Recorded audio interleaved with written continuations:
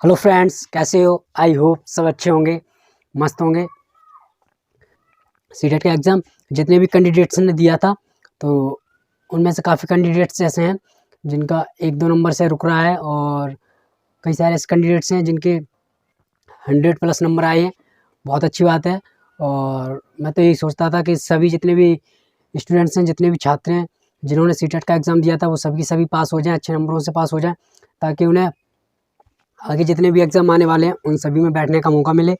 तो वीडियो छोटा सा रहेगा, लेकिन अंत तक ज़रूर देखना, क्योंकि कुछ नॉलेज आपको ज़रूर देंगे इस वीडियो में।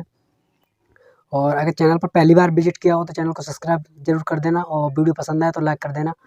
तो बात करेंगे, अगर हम देखा जाए तो सीटेट 21 जनवरी 2024 इसका रिज़ल्ट कब तक आएगा। तो अगर रिज़ल्ट की बात करें तो इसका जो रिज़ल्ट है, आपको कोशिश तो यही रहेगी कि 20 फरवरी तक रिज़ल्ट आ जाए। और कुछ एक आध न्यूज़पेपर में ये भी बताया जा रहा था कि 16 से 17 फरवरी के बीच में आपको रिज़ल्ट देखने को मिल जाएगा। तो हो सकता है 16-17 तारीख तक आपका रिज़ल्ट देखने को मिल जाए। अगर बात करें रिवाइज्ड आंसर की, तो जितने क्वेश्चनों पर चैलेंज किया गया था कि जो क्वेश्चन आपको ये लग रहा था आंसर की में गलत है, बहुत सारे स्टूडेंट्स ये बोल रहे हैं कि ज़्यादा आंसर गलत थे उसमें। जो पेपर आया था क्वेश्चन पेपर में, उसमें बहुत सारे आंसर गलत थे। तो सभी के ऊपर चैलेंज करना तो संभव नहीं होता है। वही क्वेश्चन देखे जाते हैं जो चैलेंज करने लायक हैं, जो लगता है कि हाँ ये गलत हो सकते हैं, पॉसिबल है ये गलत हो जाएगा। तो रिवाइज आंसर की आपको भी देखने को मिलेगी, जल्द मिलेगी आपको। 1-2 दिन में शायद मिल जाए, 12-13 तारीख तक रिवाइज आंसर की देखने को मिल जाए। वहाँ नंबर आपको अगर ज़्यादा नहीं बढ़ेंगे, नंबर आपका अगर बढ़ना होगा तो 1 या 2 नंबर, बहुत रेयर चांस है कि 3 नंबर बढ़ जाए ना, 1 या 2 नंबर तक सीमित रह सकता है।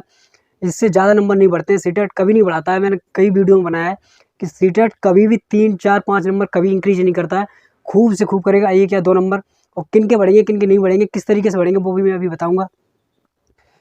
तो नेक्स्ट सीटेट कब आएगा? अगर नेक्स्ट सीटेट की बात करें तो आपका जुलाई में उसका फॉर्म आ जाएगा, और अगस्त में उसका एग्ज़ाम आएगा। तो अगस्त में अगर एग्ज़ाम आएगा तो शायद है नवंबर में आपको देखने को मिल जाए कि उसका जो रिज़ल्ट होगा आंसर की, वो आपको नवंबर में देखने को मिलेगी। जिस तरीके इस टाइम जनवरी में एग्ज़ाम हुआ था, जनवरी के बाद में आपको सारा का सारा फरवरी में आंसर की रिज़ल्ट सब चीज़ देखने को मिल जाएगी। तो जो नेक्स्ट सीटेट है वो आपका जो होगा वो अगस्त में होगा। तो आप इसकी टेंशन ना लीजिए, ये आपका है जो अगस्त में होगा। तो अगर जिन स्टूडेंट्स का पास नहीं हुआ तो वो इस एग्ज़ाम की प्रिपरेशन में लग जाइए, नेक्स्ट सीटेट तैयारी कीजिए।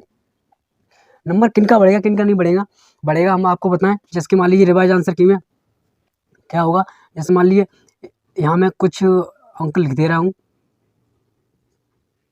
मैं लिख दिया इसका आंसर मान लीजिए 4 है, इसका आंसर 3 है, इसका आंसर 1 है, इसका आंसर 2 है, इसका आंसर भी 2 है, इसका आंसर 4 है।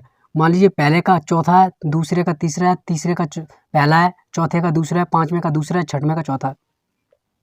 सपोज दैट ये ऑप्शन दिए, क्वेश्चन ऐसा होता है, ऑप्शन 4 दिए रखे होते हैं, ABCD 4 ऑप्शन इस तरीके से दिए होते हैं। मान लीजिए जब रिवाइज आंसर की आएगी तो उसमें हो सकता है, जैसे मान लीजिए क्वेश्चन नंबर पहला है, पहला का उसमें ऐसा हो सकता है ए आंसर दिया रखा हुआ और बी।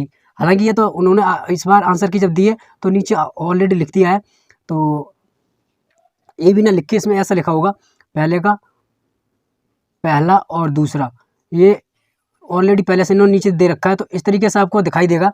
तो ये नहीं होगा, इस तरीके से आपको दिखाई देगा।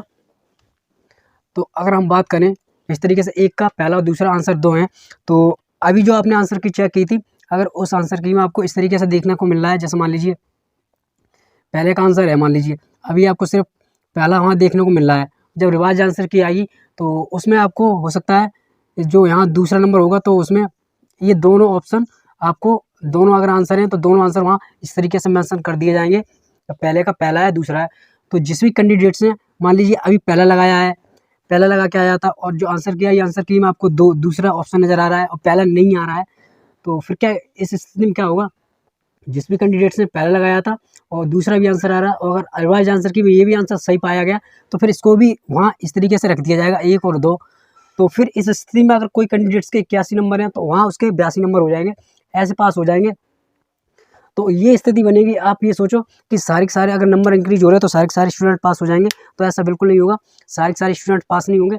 इस तरीके से चांस होता है बढ़ने का। और इस तरीके से आपने ऑप्शन में लगाया है, जिस भी कैंडिडेट ने मान लीजिए अभी आंसर की में दूसरा आ रहा है, जब आंसर की रिवाइज आएगी तो पहला भी आंसर माना जाएगा, दूसरा भी माना जाएगा, फिर दोनों आंसर रख दिए जाएंगे। तो जिस कैंडिडेट्स के 81 हो रहे थे, उसके बाद में जब एक और ये वाला भी आंसर उसका शामिल हो गया, तो तब उसके उस स्थिति में 82 हो जाएंगे। ऐसे नंबर इंक्रीज होंगे। आप सोचो कि ज़्यादा नंबर इंक्रीज हो जाएंगे, ऐसा कुछ नहीं होगा।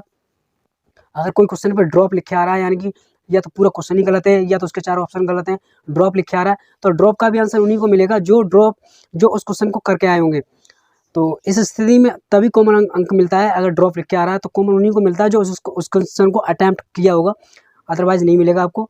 तो ज़्यादा परेशान होने से कुछ नहीं है। वीडियो पे पूरा दिन यूट्यूब से वीडियो खंगालना कि आपने इस यूट्यूब पे देख लिया, उस यूट्यूब पे देख लिया, तो कोई इसमें है नहीं। आप अपना समय बर्बाद कर रहे हैं, इससे कुछ होने वाला है नहीं। कितने नंबर बढ़ेंगे कितने नहीं बढ़ेंगे, तो सीटेट कभी नहीं बढ़ाता है। ये मैं आपको कई वीडियो में बता चुका हूँ। 1 या 2 नंबर हद हो जाए तब 2 नंबर, नहीं तो 1 ही नंबर इंक्रीज़ करेगा। तो इस तरीके से आपके नंबर बढ़ सकते हैं। आई होप वीडियो पसंद आई तो वीडियो को लाइक कर देना और चैनल को सब्सक्राइब कर देना। Thank you so much. Wish you all the best.